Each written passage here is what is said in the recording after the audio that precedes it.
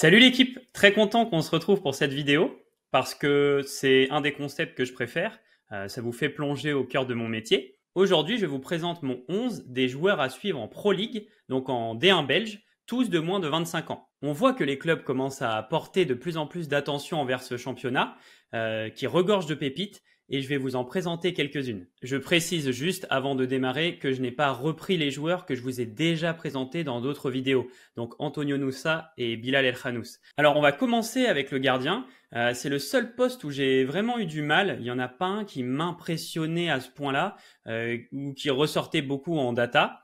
Mais je vous ai sélectionné quand même Martin van de Voort, qui a été acheté par Leipzig, mais qui va rejoindre le club en juillet seulement. Donc il va terminer sa saison à Genk.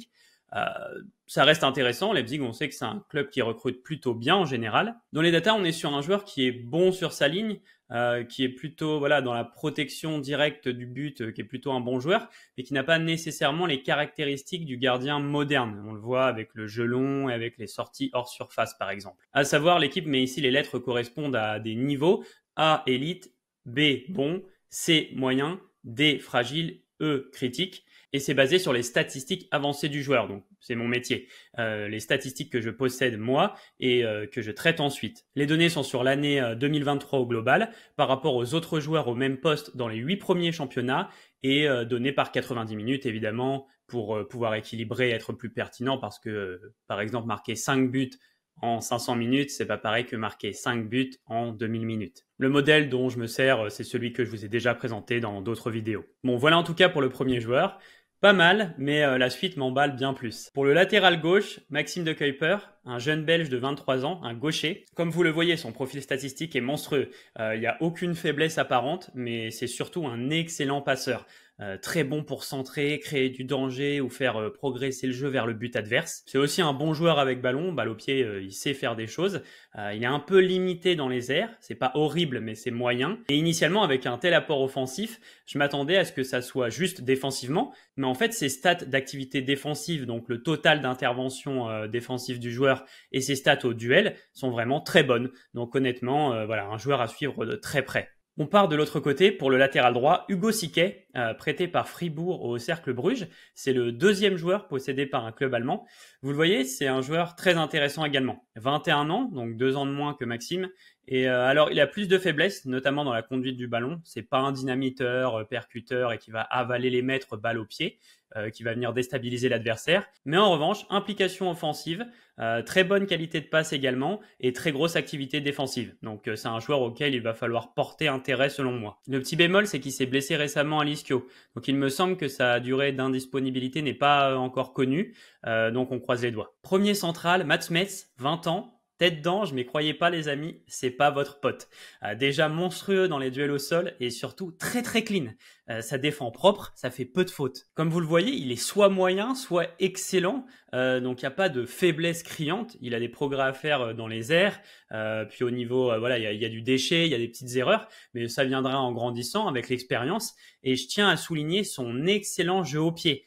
Indispensable pour un central moderne. Il me semble que l'Atalanta et Milan s'y étaient intéressés et je comprends pourquoi. Deuxième central, Soumaïla Koulibaly, qui est lui aussi prêté par un club allemand, le Borussia Dortmund à l'Antwerp, et qui lui aussi, comme Hugo Siquet, s'est blessé récemment. En faisant la vidéo, je me suis dit c'est vraiment pas de chance décidément.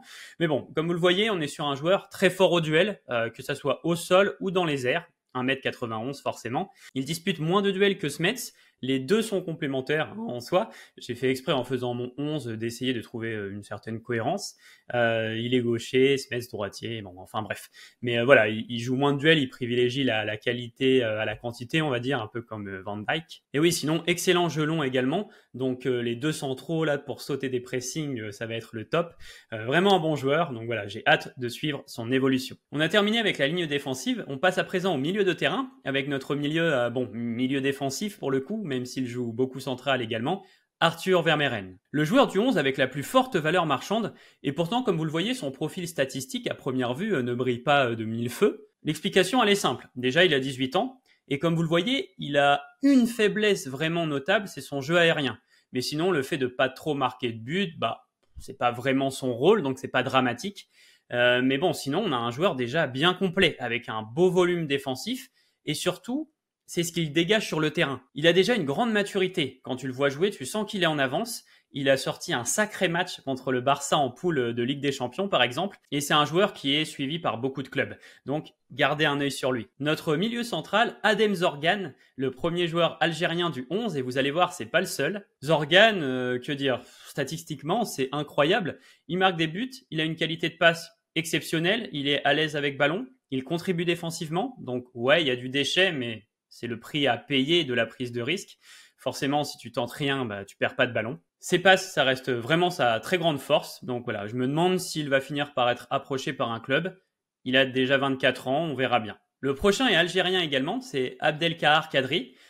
Très à l'aise, balle au pied. Vrai bon passeur également. Ici, passe offensive, ça concerne les passes qui font des différences nettes dans les derniers mètres, mais qui ne sont pas nécessairement des dernières passes. C'est un milieu offensif, mais qui finalement est plutôt utile dans la construction. Il l'est moins dans les derniers gestes, mais quelle qualité avec ballon pour progresser vers l'avant ou pour éliminer l'adversaire. Super investissement défensif aussi, c'est important de le noter. Il y a du déchet, mais comme on l'a dit auparavant avec Zorgan, c'est corrélé à la prise de risque. Puis nos trois milieux ont un volume défensif quand même important, donc voilà, ils pourront rattraper les pertes de balles éventuelles. Mon ailier droit, c'est Jarn Steukers, 3 buts et 5 passes décisives cette saison.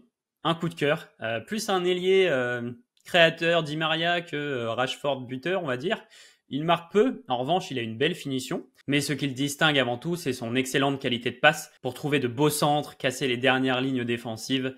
C'est aussi un joueur qui ne dribble pas énormément, mais qui en revanche a un très haut taux de réussite. Donc quand il le fait bien. Il y a du déchet aussi, et en revanche, on aimerait plus d'implication défensive, monsieur. Mais pour un joueur estimé à 3 millions, il est vraiment, vraiment intéressant. À gauche, Michel-Ange Balikwisha, qui pour le coup est plus impliqué dans le dernier tir. Moins bon passeur, il a 6 passes décisives cette saison, mais en capacité à réaliser des passes compliquées, c'est moins ça. Sinon, il sait percuter un minimum, éliminer son vis-à-vis. Et puis surtout, il perd assez peu de ballons et il a une très grosse activité défensive. Donc voilà, un peu le bon élève.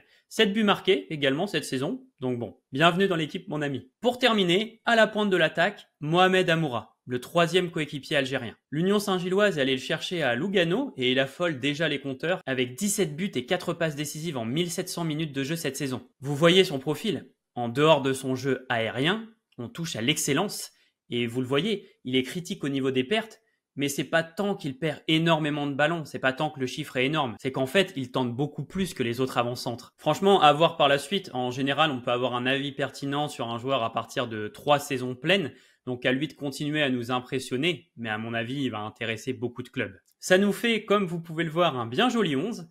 J'ai essayé de faire quelque chose d'un minimum cohérent, mais c'est pas terminé, j'ai quelques mentions honorables. Des attaquants, Scovolsen, Pencil, Quata, Thiago, Denke. Il y a des milieux, qu'ils soient offensifs, comme Puertas ou Hong, mais aussi centraux ou défensifs, comme Onyedika, Vetlesen, Keita. Il y a un latéral, Archie Brown, et il y a aussi un central, Zeno Debast. C'est un championnat qui regorge de bons joueurs, donc évidemment que je pourrais en mettre d'autres. J'espère en tout cas que vous avez apprécié la vidéo et que ça vous a fait découvrir des joueurs. N'hésitez pas à aller voir de vous-même des vidéos ici et là, à vous renseigner sur eux. Et puis si vous voulez plus de contenu du genre, à liker la vidéo, à vous abonner pour donner de la force, et je vous dis à bientôt l'équipe.